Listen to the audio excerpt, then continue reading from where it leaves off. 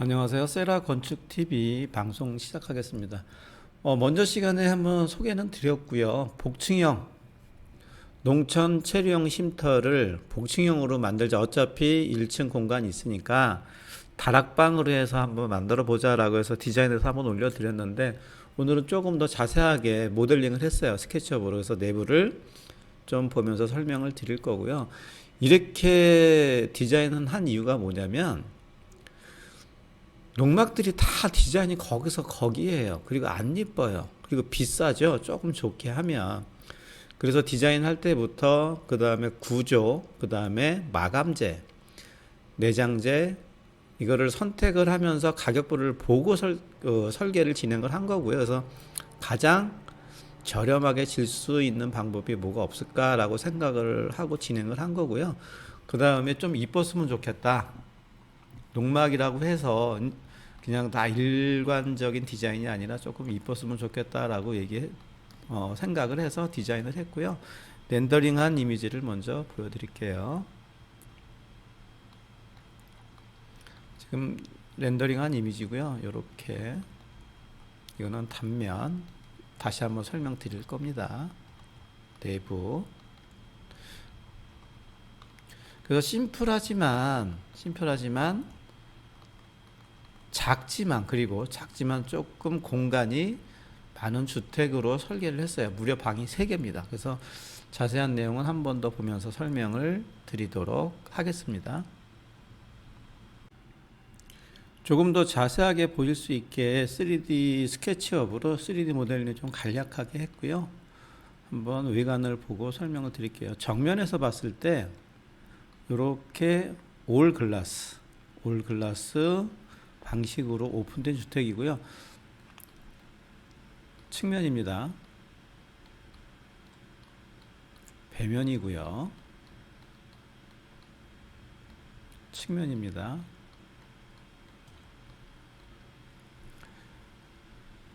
현관 들어와서 신발장 있을 거고, 현관 오픈하고 가면 이쪽에, 이게 10평짜리다 보니까 큰 공간 이런 거는 만들 수가 없고요. 그래서 잠만 잘 정도, 침대 하나 놓고 잠만 잘 정도의 방이 이렇게 되어 있고요. 그 다음에 이게 오픈됐다고 부담을 많이 가지시는데, 여기 커튼박스 요 부분에다가 전동 블라인드 넣으셔도 되고요. 커튼 치시면 다 막을 수 있습니다. 그래서 크게 걱정 안 하셔도 되고요. 그 다음에 농촌 체류형 쉼터는 한적한 곳에 갖다 놓으니까 오픈이 돼도 크게 문제는 없을 것 같습니다. 그리고 여기가 화장실. 현관 들어오면 화장실 문이 있고요. 주방, 그 다음에 거실로 구성되어 있죠. 계단은 이렇게 2층 이렇게 올라갈 거예요. 이렇게 올라갈 거고, 올라가서 2층을 보면서 좀 설명을 드리도록 하겠습니다.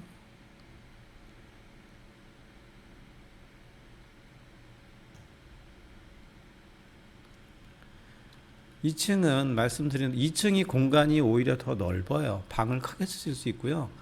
이쪽 공간, 좌측에 보시는 이 공간이 방이 될 거고, 우측에 보시는 이 공간도 방으로 쓰실 수 있어요.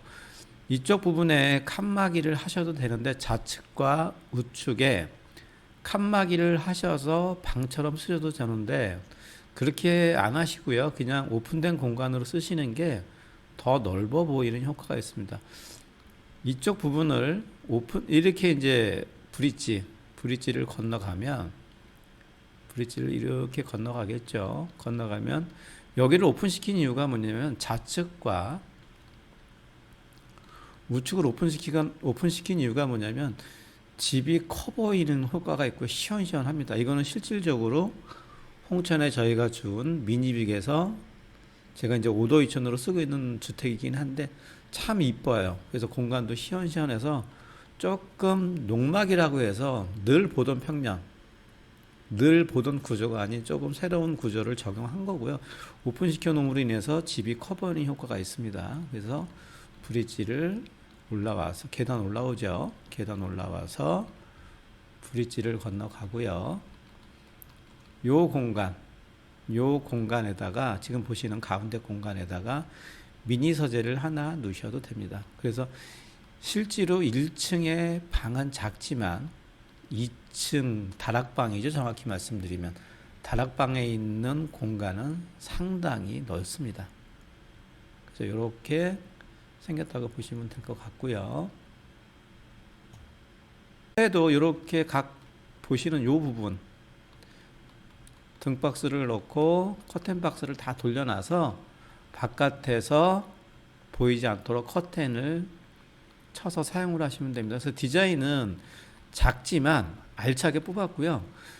얘가 이제 다락방하고 1층까지 하면 20평 정도 되죠. 20평에 방이 3개입니다. 2층에 화장실 넣어주세요 라는 분도 있는데 가능은 한데 농촌 체류형 쉼터니까 1층까지 왔다 갔다 하셔도 크게 관계는 없으실 것 같고요.